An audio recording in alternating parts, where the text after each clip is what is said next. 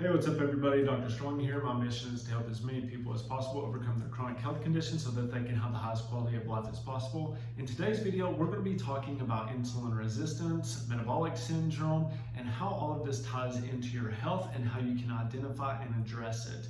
So I wanted to make this video very informative. If you can, please just like and subscribe and share this with anybody that you think may be having issues with this. If you have any comments, please just put those below. I'm here to help you as much as possible, and it really means a lot to me to have your support throughout this journey. And there's going to be a lot more information coming out. I have free resources below if you want to check them out, or if you just want to chat or put in a video suggestion, more than happy to do a video about several different topics when it comes to health. I've treated a lot of patients, thousands of patients, seen a lot of different cases, and I want to share with you my experience about what the difference is between a medical model and an alternative holistic model, and just how I can help you achieve your goals.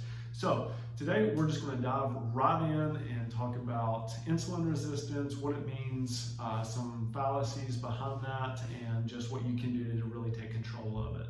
So I want to ask you a question. Have you ever been told that you're going to have to take this medication for the rest of your life, that there is nothing that you can do, and that there is basically no hope for any type of illness that you have?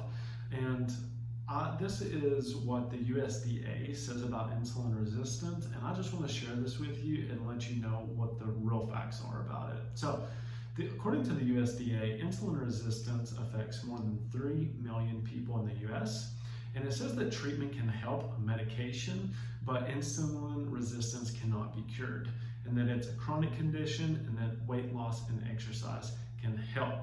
So according to me, this is total BS. I don't think that this is accurate whatsoever. I've seen a lot of people do really well when we work on these types of issues and address from diet to nutrition to lifestyle, stress management, and also just using supplements to help with these types of issues, and just the little changes that you can make that have such a huge impact that obviously some people don't think is possible.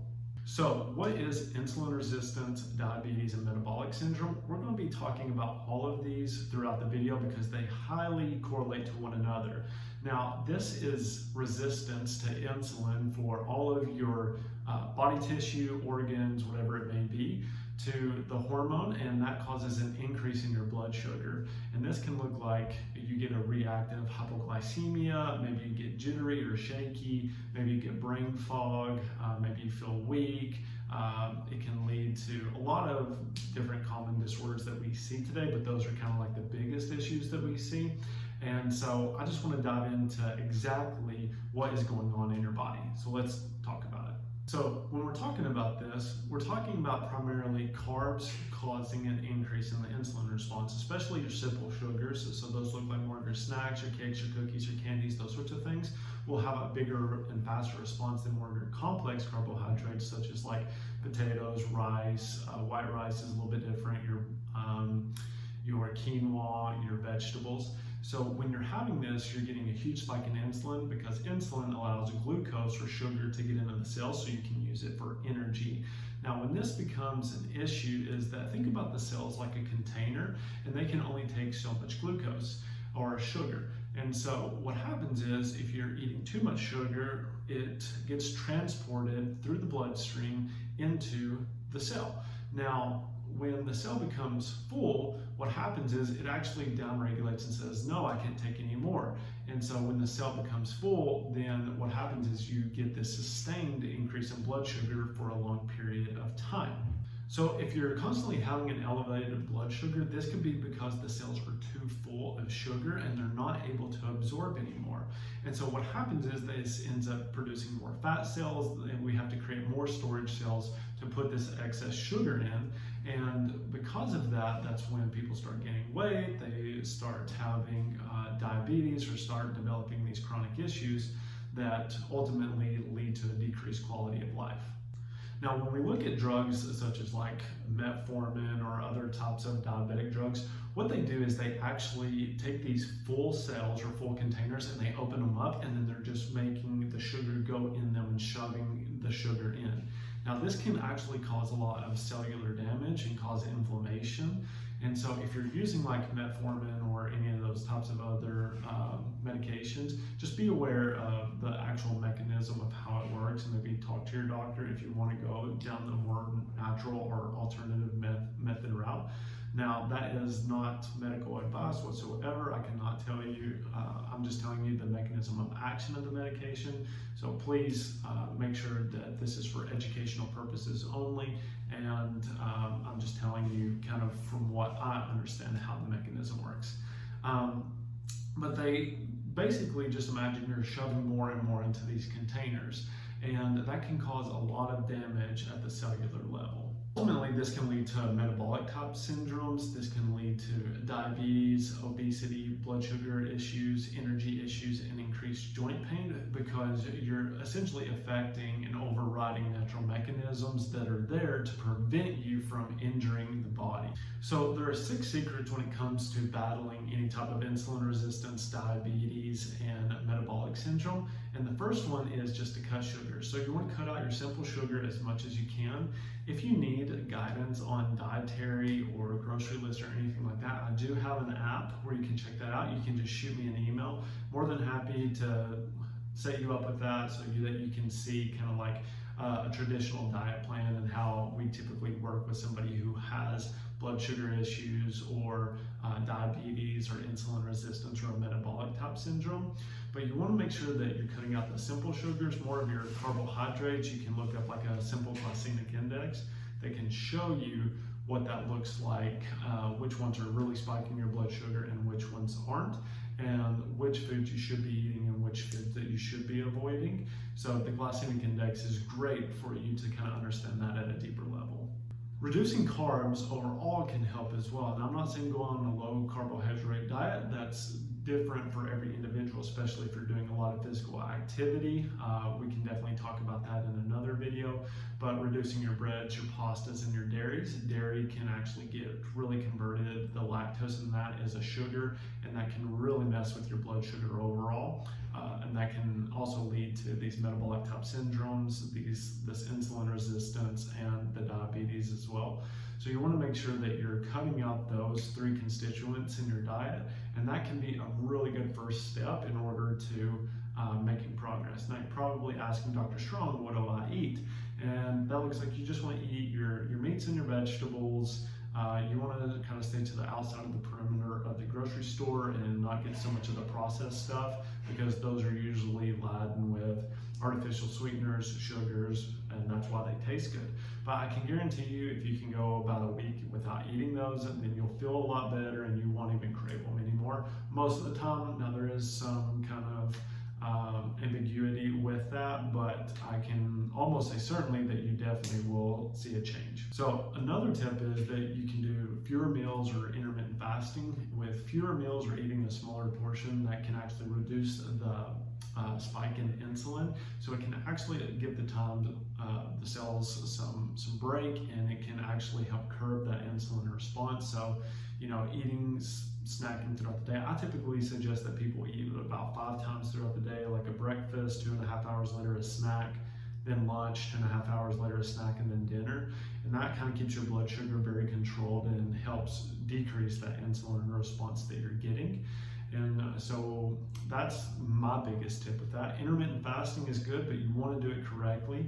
I see a lot of people messing up with intermittent fasting, but you want to do it in the 8-hour window. Typically you're fasting for 16 hours and then you're eating the same amount of calories in an 8-hour window, but that gives your body a little bit of time to reset, gives it time to heal, gives it time to where it's not processing food, that it can concentrate on rebuilding and restoring body tissues.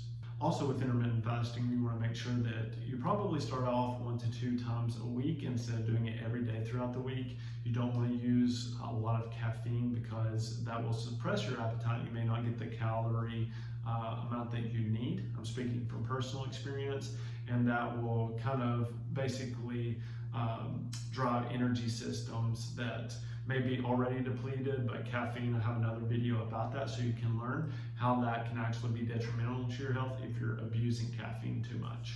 So exercise is also another great way because your muscle tissue is actually more sensitive to insulin, and it can actually absorb the glucose a lot faster. So if you're doing like daily exercise, then that can look like you're just going on 10-minute walks, or you're doing any type of resistance training, then that sugar will actually go into your muscles more so than getting stored as fat. And it doesn't have to look like anything crazy, just a 10-minute walk here, a few squats there, whatever it may be, whatever works best for your time frame and what you're doing.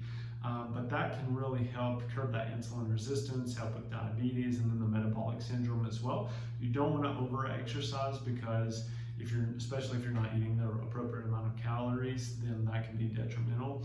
If you need guidance on that, just reach out to me, and then I can send you some resources where we can kind of talk about that and dive into that a little bit further. So de-stressing, this is one of the biggest factors when it comes to your hormones. I've done several videos about how people are very stressed out. It's causing a lot of digestive issues, and this is kind of ultimately leading to dysfunction in the stomach, the pancreas, the gallbladder, the liver, small intestine, large intestine, how to identify that. So you can check out one of those videos if you want to dive deeper into your digestive system. But that can look like taking a long walk. It can look like just getting away from your phone, spending time with your family, whatever makes you less stressed and that you really enjoy doing, a hobby. I really suggest that you plan time in your day to do that, so that you can one, reduce your cortisol response, because that also affects your insulin and blood sugar as well, because it's a glucocorticosteroid. But those are essential to having a happy and healthy life. So doing some de-stressing activities, if you need some suggestions, just comment below. I can definitely put some suggestions out there so that you can understand like what is activities that I can do in order to de-stress appropriately. And this may sound bad, but you actually want to do the opposite of what the USDA says, because in my personal and clinical experience, that is not a correct method. What they're telling you to do from a dietary standpoint is actually counterproductive. And I mean, I am not paid by anybody. I just do this because I want to help as many people. So from what I've seen, their standards are way far past, they're outdated, their methodologies. So actually doing the opposite of what they tell you to do could actually be really beneficial.